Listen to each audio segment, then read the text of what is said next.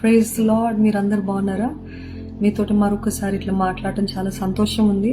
మరి ముఖ్యంగా ఇది చెప్పే వరకు నాకు నెమ్మది లేదు. God has been leading me to tell you this. I don't know for who it is, but I'm telling here it is. మీలో ఎవరో చాలా you're tired of waiting, exhaust అయిపోయారు. ఎందుకంటే మనము ఎన్నోసార్లు వింటూ ఉంటాము, వేచి ఉండాలి, you have to wait for. Yes, it's true, but let's talk reality. ఎంతకాలం వేచి ఉండాలి? ఎంతకాలం ఎప్పుడవుతుంది? ఎందుకంటే దినాలు అయిపోతున్నాయి, సంవత్సరాలు అయిపోతుంది, నా వయసు అయిపోతుంది, ఇవన్నీ అయిపోతున్నాయి. ఇంకెంతకాలం వెయిట్ చేయాలి? నాకు అర్థం కావట్లేదు. నేను ముందు వెళ్ళాలా లేకపోతే ఇక్కడే ఉండాలా? ఎందుకంటే ఇట్లాంటి పాయింట్లో you cannot go back. You either go forward are your stuck. అట్లాంటి పరిస్థితుల్లో ఉన్నారేమో. సో మీతోటి దేవుడు చెప్పమంటున్న మాట ఏంటంటే, ఈ వెయిటింగ్ సీజన్ చాలా డెస్పరేట్ అయిపోతాం మనం.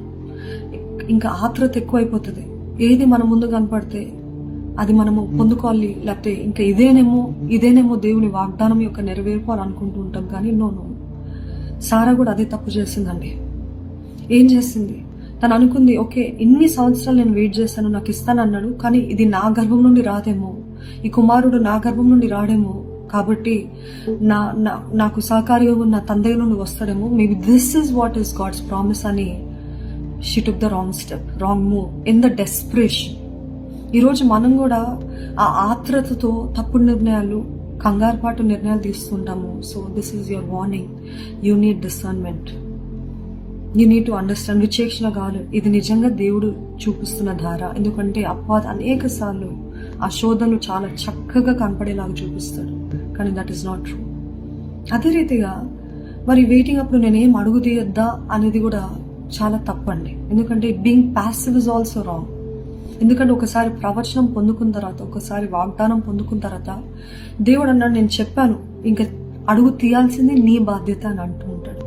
కాబట్టి అడుగు తీయచ్చు. ఇది దేవా, ఇది నీ చిత్తం అని నమ్మి, నీ వాగ్దానం అని నమ్మి నేను ఒక అడుగు తీస్తున్నాను. ఒకవేళ ఇది నీ తగిన టైంలో కాదంటే, లేకపోతే ఇది నీకు తగింది కాదు అని అంటే, ఈ తలుపు వెంటనే మూసే ప్రభా, అడ్డంకులు కలగజేయ ప్రభా.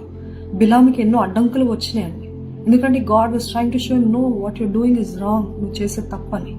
కాబట్టి మీరు అడగచ్చు, దేవా నేను తీసే అడుగు తప్పుగా ఉంటే నన్ను అడ్డగించు, కానీ అట్ ద సేమ్ టైం నేను ఏం చేయకుండా దేవుడే ఇచ్చేయాలి, దేవుడే చేసేయాలి అని కాదండి.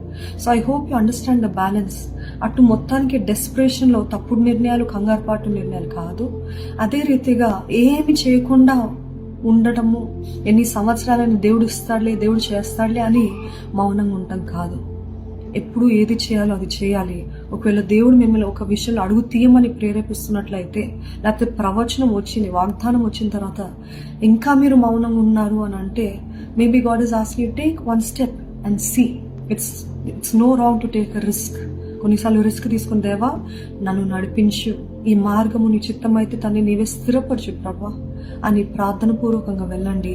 దేవుడు అన్ని విషయాల్లో మీకు సమాధానము, జయము ఇచ్చునుగాక. God bless you.